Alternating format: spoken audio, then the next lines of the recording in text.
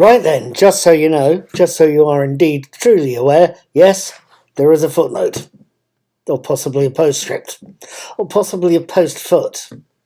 Something like that anyway. It's at the other end of the video.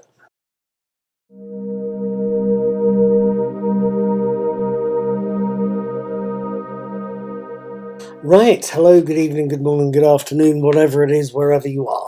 My name is Paul, I'm also called Knick-Knack. I'm the brains behind Knick-Knack's Daily Teaser, which is a fun brain teaser quiz I do both on my YouTube channel, Mr. Cuddy2977, and on my blog, Knick-Knack's Old Peculiar. Feel free to subscribe and follow both of them, but if you're on YouTube, hit the subscribe button, hit the notification bell. That way you get to see more of my content as and when I publish it, which is pretty damn frequently. I don't post about movies as often as I like, but then again, that's because I don't see as many as I think I should. And I'm going to have to try and rectify that at some point. At any rate, I also do TV shows, or watch TV shows. Just recently I've been watching series 3 of The Mandalorian, and I'll be watching the last episode of that on Monday and posting about it on Tuesday. I've also been watching Series 2 of the Star Trek, or the latest entry in the Star Trek franchise, Star Trek Strange New World, and I've just seen Episode 5 last night, Charades. I wanted to tell you about it. Episode 5, Charades, opens with a usual summary of earlier episodes and then shifts to show us Nurse Christine Chapel, Jess Bush, recording her personal log and telling us that whilst the Enterprise is on its way to the planet Vulcan, then a mission is planned to a moon called Kirkov. The place was once home to the Kirkovian civilization, one that seems to have all but vanished. The scene shifts after Chapel, Mabega, Babs Ola Sanmokan, and Spock, Ethan Peck, share a lift and show us Lieutenant Spock recording his log. A log where he notes how daily life is going for him, including how well he's sharing shipboard life with his human colleagues, and how much he's looking forward to phoning his fiancée T'Pring, Gia Sandy. T'Pring contacts him, however, with unfortunate news. Once the Kirkov mission is done, it is going to have to be time for her and Spock to have dinner with her family, to make one, which is something Spock's not looking forward to. To make matters worse, Spock finds during a briefing with Captain Pike that the mission is going to have Nurse Chapel as a passenger. Things could get awkward, and not in a good way, especially when the shuttle crashes. Now, what did I think of Charades? What did I make of the basic plot?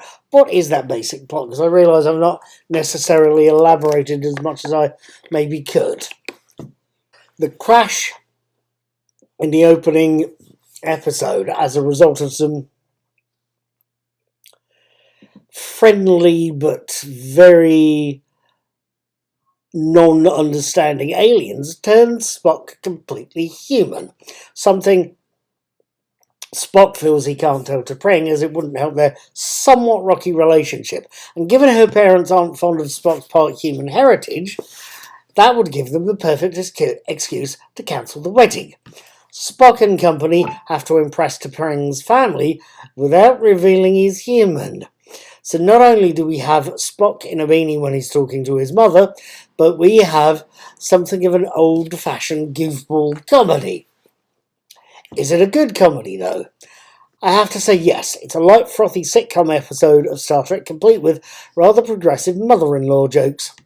Granted, I tend to prefer the darker episodes, and granted this Charades is not going to be for everyone, and granted T'Pring's mother had me thinking of Hyacinth Bouquet, but granted the Spock's turned into a human trope could start to pull, especially in view of the oft-repeated transporter accident, holodeck malfunction episodes, which this seems to be possibly becoming the same kind of trope for Star Trek.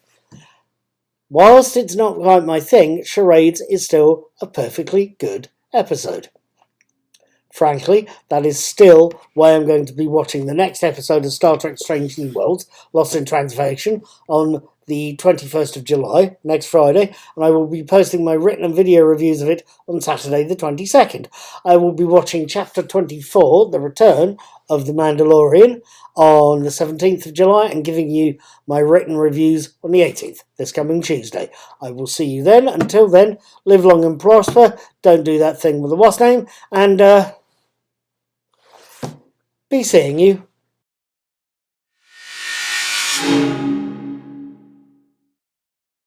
Right, it has to be said, and just in case you didn't know, but it's got to be something of a standing joke for some Star Trek fans. The way, whenever the original series or one of the later series needed a sudden plot device, if needed, or if needed to do something, the transporter broke down. You look at the original series episodes like The Enemy Within or Mirror Mirror, or the Voyager episode Tuvix. They're all very good stories, very well done, but they all basically involve a transporter malfunction. Cliche number one. Cliche number two, and the other frequently used one, was a holodeck malfunction. It's 22:15. Thank you, Katie. Look up The Big Goodbye, A Fistful of Datas, or Armand Bashir. Basically, something goes wrong with the transporter. And in the case of Armand Bashir, if I've understood it correctly, something went wrong with the transporter at the same time as something went wrong with the holodeck. I'll let you know what I think about that.